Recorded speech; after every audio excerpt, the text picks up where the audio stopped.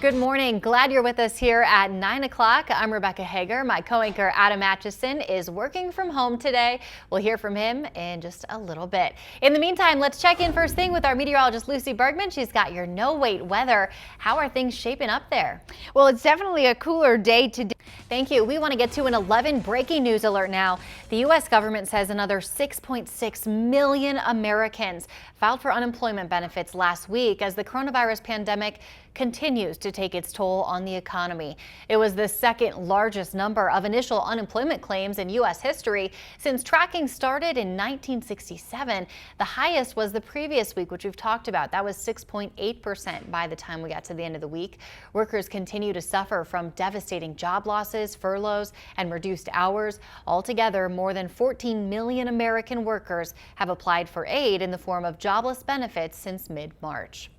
And looking ahead, some without jobs will start seeing bigger unemployment checks as early as this week. In the $2 trillion stimulus package, Congress included an additional $600 weekly payment for unemployed workers. It'll last up to 4 months until the end of July. This is in addition to regular jobless benefits that are usually just a fraction of workers' previous take-home pays. When the payments will be available will vary by state. The federal government is working with individual states to administer the program.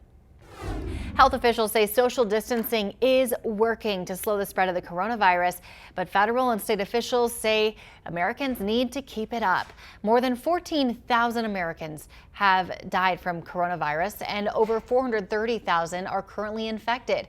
As protective equipment is in short supply, California signed a deal to get up to 200 million masks a month from China and will also send equipment to other states. The national government says the stockpile of medical protection equipment is almost depleted and the remaining 10% will be kept in reserve to support federal response efforts. We are waiting for the delivery of 100 ventilators from President Trump. A tweet from President Trump signaled the machines were on the way, thanks to Senator Cory Gardner. The Republican spoke with Fox News about Colorado's joint efforts to find more ventilators. Governor Polis told CNN last week the state had a deal with a private company for 500 ventilators to be sent to the state, but FEMA stopped the contract from going through so it could acquire the ventilators instead. Polis said yesterday he's grateful for the ventilators, the outcome outweighing the politics.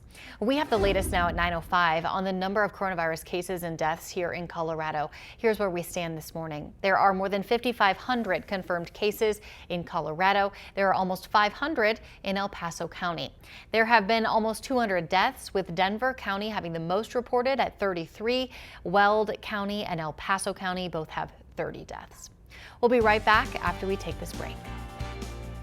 Welcome back. We have an 11 breaking news alert here at 9:08. President Donald Trump's urgent request for $250 billion to provide some relief for small businesses is being stalled in the Senate. The AP reports Democrats are demanding protections for minority-owned businesses, as well as matching money for healthcare providers and state and local governments.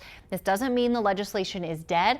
Democrats and Republicans agree it is urgently needed.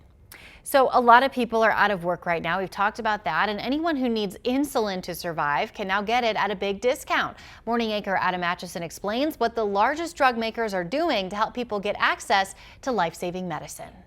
Becca. Thank you. Let's go ahead and check in with Mr. Food in the kitchen now. You can find Mr. Food's recipes on our website. Go to KKTV.com. Mr. Food is on the right side of the page. I know that cinnamon rolls is on our menu this weekend, but that looks like a lot of fun. We'll be right back.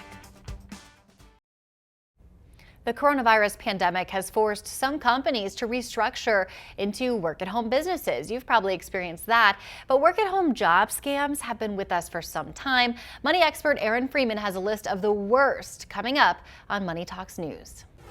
Looking ahead, we know a lot of people are disappointed they won't be able to go to church on Easter Sunday or celebrate Passover together, which lasts until next Thursday.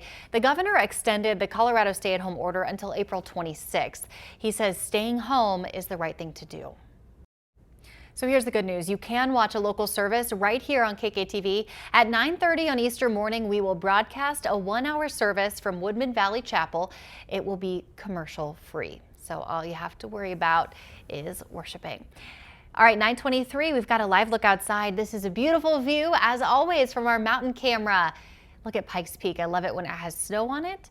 We will have an updated forecast, and we're continuing to track your Easter forecast.